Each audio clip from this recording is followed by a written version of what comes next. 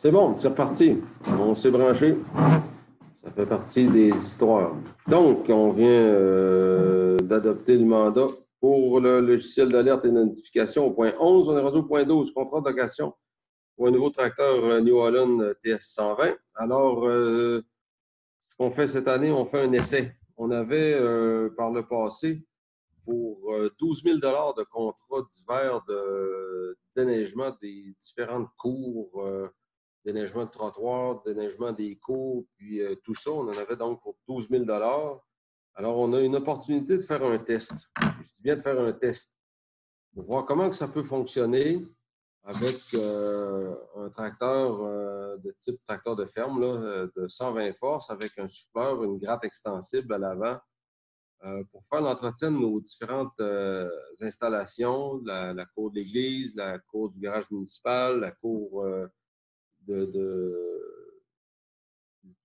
l'ancien presbytère là, qui sort de centre culturel, la cour de l'hôtel de ville, des trottoirs, tout ça. Et aussi, on utilisait avant ça notre pépine qui commence à prendre de l'âge un petit peu pour le déneigement des bornes de fontaine. Et c'est vraiment pas le meilleur outil pour ça. C'était vraiment pas idéal. Alors, on va faire un test et on a réussi à négocier un contrat intéressant quand même pour la location d'un tracteur de ferme de 120 forces avec donc le souffleur pour un contrat de 300 heures pour un montant de 11 000 Donc, 10 500 pour les 300 heures du tracteur et 500 pour la gratte et le souffleur, ce qui est quand même, je pense, très raisonnable.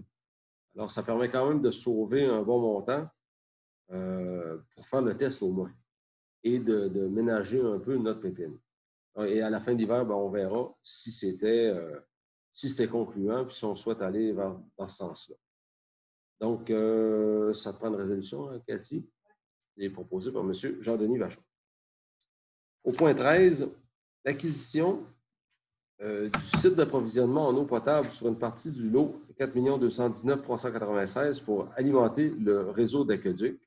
Alors, ce soir, on passe une résolution pour autoriser la directrice générale et moi-même à signer l'acquisition des 2 lopins de terre des futurs puits P6 et P7. Dans la mesure où on est capable de le faire, parce que c'est une acquisition complexe, pour ne pas dire compliquée. En fait, ce qui se passe, c'est que le lot a 2 propriétaires, dont un des 2 propriétaires est décédé il y a déjà plusieurs mois, est décédé aux États-Unis. Et la succession est toujours pas réglée.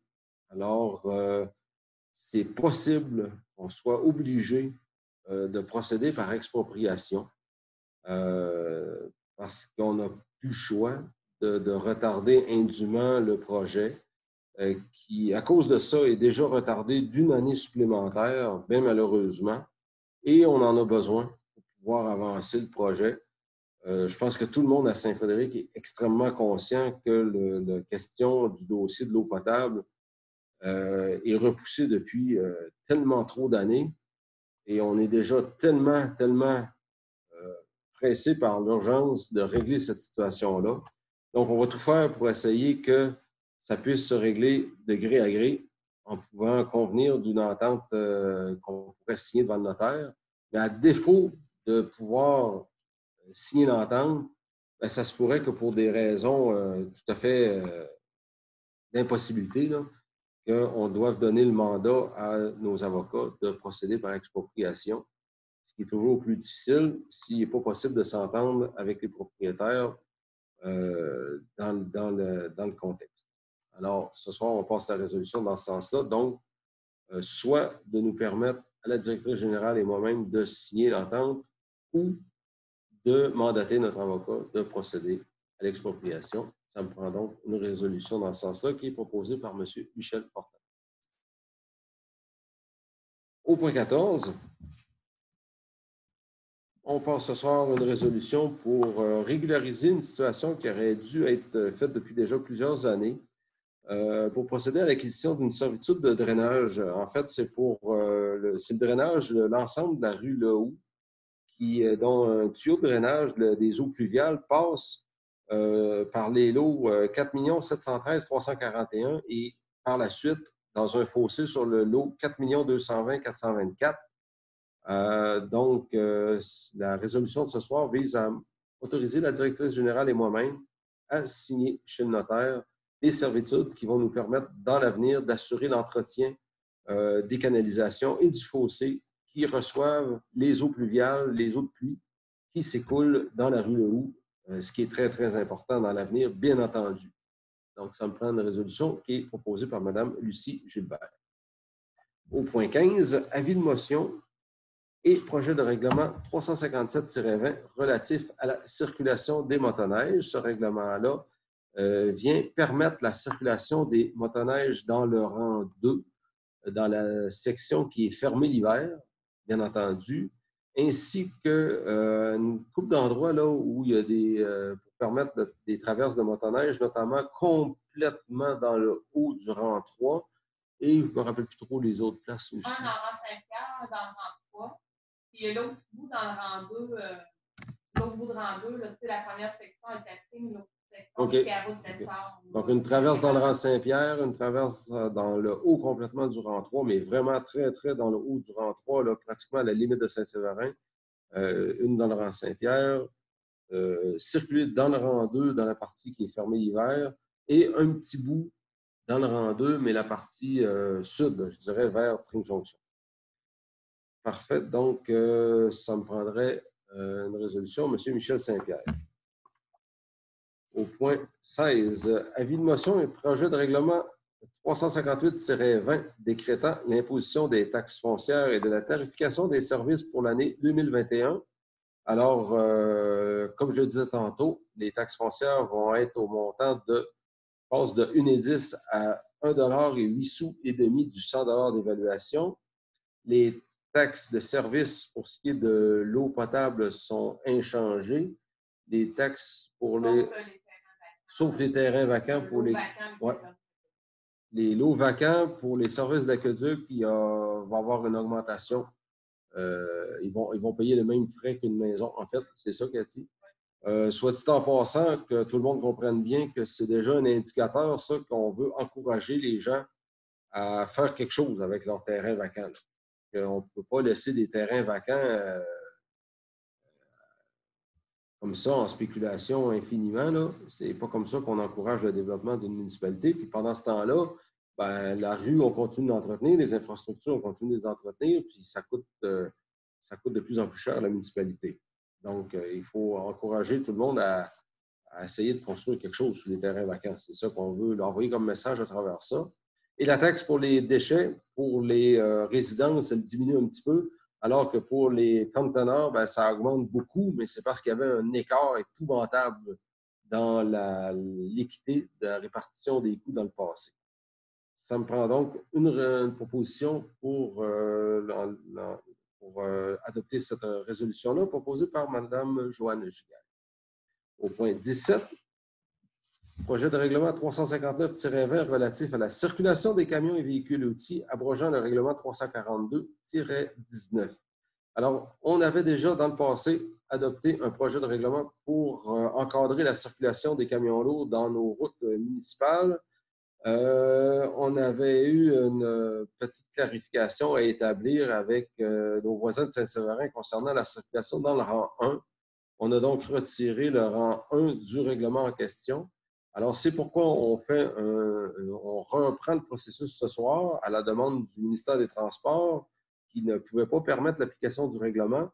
Il faut toujours, lorsqu'on met en place un règlement sur le trafic lourd, avoir l'autorisation des municipalités voisines auxquelles on touche par ces routes-là.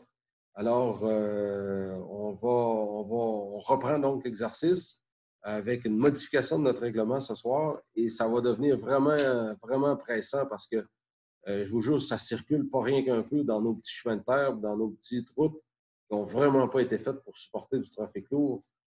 C'est impressionnant, là. Donc, ça me prend quelqu'un pour en proposer l'adoption. M. Michel Saint-Pierre. Au point 18, ça prend une résolution pour m'autoriser comme maire de la municipalité pour signer le contrat de travail de Mme Cathy Poulin, directrice générale, pour une durée de 4 ans pour les 4 prochaines années à venir, qui est proposée par M. Michel Fortin. Au point 19, on va procéder ce soir à une résolution pour faire l'affectation d'un montant de 35 000 du fonds réservé au matériel roulant à l'achat du camion ProMaster. Alors, lorsqu'on a effectué l'achat de ce camion-là, je l'avais dit qu'on pouvait le payer cash sur à même nos fonds, à même l'argent qu'on détenait déjà. Et c'était effectivement vrai. Donc, on prend les sous qu'on a accumulés, qu'on a mis de côté au cours depuis le début de notre terme pour justement pour le renouvellement de notre flotte de véhicules. Alors, on a accumulé l'argent, on a payé le camion et là, on va chercher l'argent dans le fonds réservé pour renflouer le compte courant de la municipalité. Et on repart tout de suite sur le prochain exercice financier, un prochain fonds pour continuer de renouveler notre matériel roulant. Alors, on a acheté un camion neuf et on n'a fait aucun emprunt. On le paye dans l'année courante avec le fonds qu'on a accumulé, fait spécialement pour ça. Aucune dette avec un camion qui va être capable de rendre service sans avoir à supporter une dette pour ça. Je suis très content de cette façon de procéder là. Mais pour faire l'écriture comptable, ça prend une résolution. C'est proposé par Mme Anne-Marie. Au point 20, on prend une résolution pour affecter un montant de 2 193 du fonds réservé éclairage au règlement d'emprunt 339-19, conversion des lumières de rue Odelle. Il y avait un petit montant résiduel dans un fonds dédié qui avait été mis de côté dans le passé, justement pour faire le passage de l'éclairage des rues le remplacement de l'éclairage des rues aux lumières d'Odelle. Et il reste un petit montant de 2 193 qu'on va aller récupérer pour pouvoir fermer ce fonds-là, puisque les travaux ont été faits. Alors, ça me prend une résolution, Mme Joanne Giguère. Au point 21, on va affecter un montant de 28 000 du Fonds réservé de développement industriel au règlement d'emprunt 331-18, prolongement des réseaux d'aqueduc et d'égouts dans le parc industriel. Ça, c'est un montant qui nous provient de la fermeture de la Corporation de développement industriel, qu'on appelait la CDI à Saint-Frédéric. Alors, lorsque la CDI a cédé son fonds de terrain à la municipalité de Saint-Frédéric, elle a aussi versé ce qui restait d'argent dans le compte à la municipalité avec la volonté que l'argent serve au développement industriel. Et c'est précisément ça que la municipalité a fait en réalisant le projet d'agrandissement du parc industriel, en construisant le projet de la rue Gagné. Et la municipalité a donc accompli en toute confiance et collaboration la promesse qui avait été faite aux dirigeants de la CDI lorsqu'ils ont fermé leur organisme de poursuivre la mission qui avait été démarrée et de poursuivre l'œuvre, si je peux dire, en continuant d'assurer le développement industriel à Saint-Frédéric. Je pense qu'il faut être très fier de ça parce qu'en plus, ça marche. Et ça suscite beaucoup de réactions, puis je pense qu'on peut être très, très content de ça. Alors, le plein montant qui nous avait été laissé par la CDI. Oui. Il y a un petit montant, comme Cathy m'a dit, de 1 800 pour une plaque souvenir qui va être installée, qui a déjà été préparée, dont le montage est fait, tout. Et on s'est laissé quelques sous là, pour pouvoir l'installer pour qu'elle soit mise bien en évidence pour marquer l'héritage de ce que la CDI a créé à Saint-Frédéric au début des années 70 par l'initiative du développement industriel qui partait mais vraiment de rien. Là. Il faut avoir vu ce qui s'est passé à l'époque pour comprendre à quel point ça partait de rien. Là. Alors, l'effort colossal qui a été fait à cette époque-là. Donc, ça me prend une résolution, M. Jean-Denis Vachon. Ça nous amène au point 22. Il y en a des notes de jour à soir. Là. Ça nous amène au point 22, l'affectation d'un montant de 20 000 reçu de notre Caisse des Jardins de Beau-Centre au règlement d'emprunt 331-18 pour le prolongement des réseaux d'aqueduc et d'égouts dans le parc industriel. Alors, j'en avais parlé, ça aussi, dans une précédente assemblée. On a la promesse d'un don de 100 000 en soutien au développement industriel à Saint-Frédéric par notre caisse Beau-Centre, qui est dans le siège social est à Saint-Joseph, pour soutenir les initiatives au développement industriel. C'est ce qu'on a fait aussi. Alors, il y a un premier montant de 20 000 qui nous a été versé, puisqu'on a une entente de signer avec eux. Et on compte remplir les obligations pour la suite de notre entente pour aller chercher le plein montant de 100 000 Alors, comme on s'est engagé à le faire avec eux autres, donc le premier montant qui nous est versé va donc aller pour combler les coûts du développement du parc industriel là aussi. Ça, oui. Bon.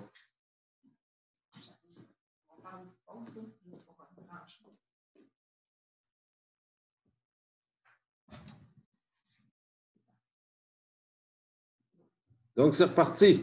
Après une autre interruption de manque de batterie, ça nous prend donc un proposeur pour l'affectation du montant de 20 000 qu'on a reçu de notre Caisse des Jardins de Beau-Centre pour notre projet de prolongement des réseaux d'infrastructure dans le parc industriel tel qu'on s'était engagé à le faire. Madame Lucie Gilbert. Point 23, l'affectation d'un montant de 30 000 du Fonds général pour le paiement du solde du règlement d'emprunt 333-18 des travaux de réaménagement du presbytère. Ça, c'est parce qu'on a eu de la marge de manœuvre au courant de l'année 2020. Alors, plutôt que coller des surplus, comme on dit, alors on utilise les sous et on règle les factures qu'on avait, ou plutôt que faire des emprunts plus gros, alors on utilise les sous qu'on a disponibles pour diminuer les emprunts. Alors, parce que ça avait été financé avec Primada. On avait 80 000 quelque chose de Primada, le solde était 30 000 Et ça permet de fermer le solde.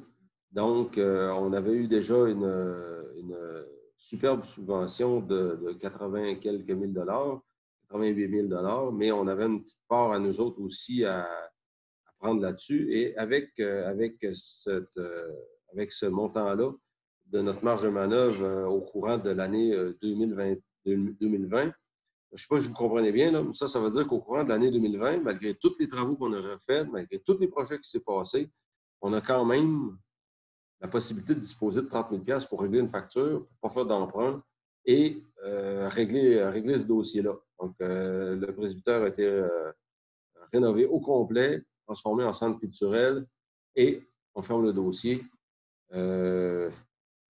C'est assez impressionnant, ça. Très impressionnant.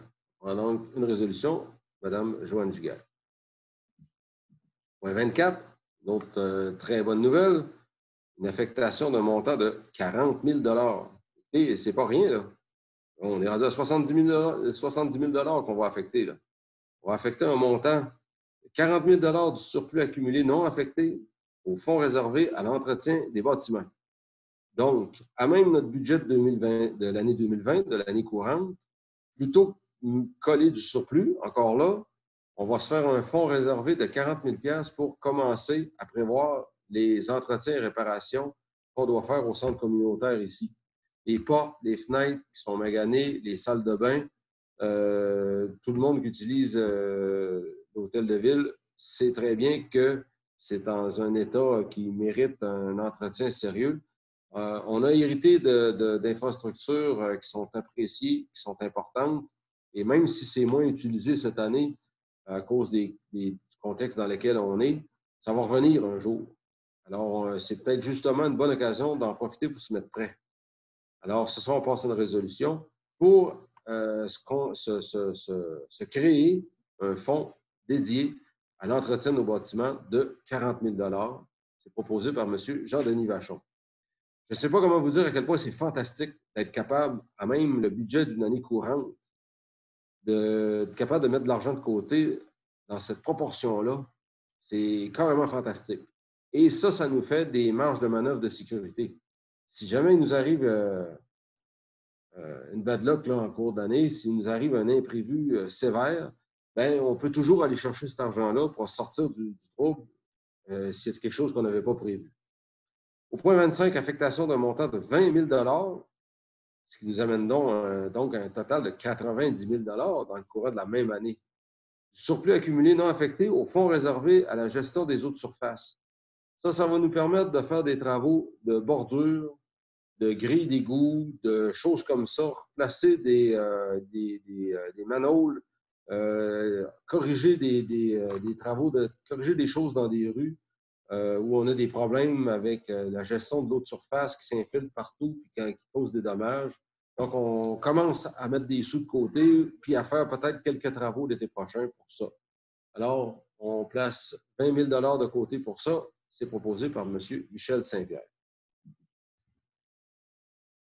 C'est à croire que les gars n'ont pas fait grand-chose comme ouvrage. Au rapport des comités, écoutez, normalement, dans l'ordre du jour, on ne met pas tous les comités, mais ça vous donne une idée de l'ensemble des comités dont on discute toujours à l'atelier de travail. Là, on fait le tour de toutes les implications possibles et imaginables. C'est une erreur ce soir là, que tous les comités aient été placés. On n'a pas de sujet à vous partager pour l'ensemble de tout ça. J'aurais le goût de vous parler juste rapidement que les loisirs de Saint-Frédéric ont tenu récemment leur assemblée générale annuelle pour nommer les membres de leur conseil d'administration et tout ça.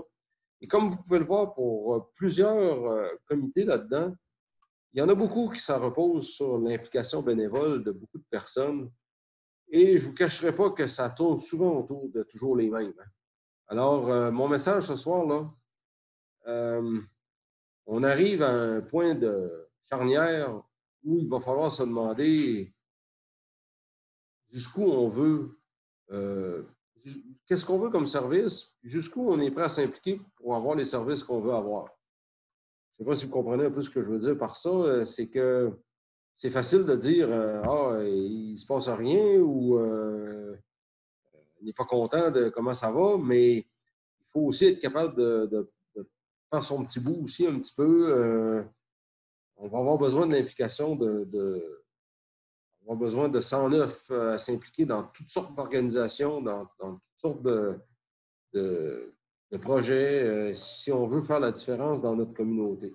Alors, je tiens à le souligner et j'en profite pour remercier très sincèrement toutes les personnes qui s'impliquent activement pour faire en sorte que notre municipalité soit vivante, soit intéressante, qui font la différence dans les périodes, souvent comme cette année, qui sont les plus difficiles.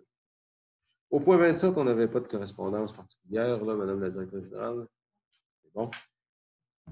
Au point 28, période de questions, est-ce qu'il y a des questions qui avaient été transmises par écrit, téléphone ou quoi que ce soit? Non. Au point 29, les questions diverses, il n'y en avait pas. Je pense qu'il y en a assez de même, là, des sujets pour ce soir. C'est bon. Ça nous amène donc à la levée de l'Assemblée et c'est proposé par Mme Anne-Marie.